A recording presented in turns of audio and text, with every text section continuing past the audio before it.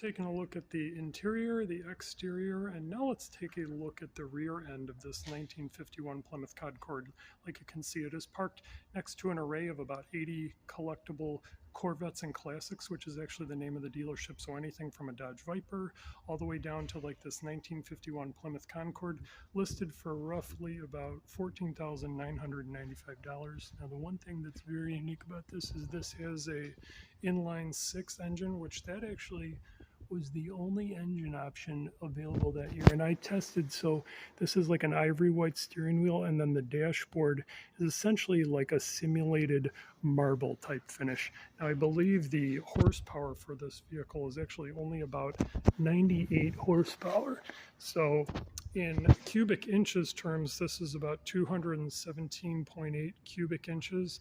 Now, people didn't use liters back in the 1950s. This was a post-World War II vehicle, but this would be the equivalent of 3.6 liters. And like I said, this only produces about 98 horsepower. Now, another unique thing about post-World War II vehicles is there was actually a metal shortage because you're just coming out of the war period. So there are actually models that are listed as partial metal from my understanding, and then vehicles that were listed as full metal vehicles. No coincidence with the Full Metal Jacket movie. But so because this has been completely reconditioned, there's no real way to really just eyeball and tell if this is a full metal version of the 1951 Plymouth Concord.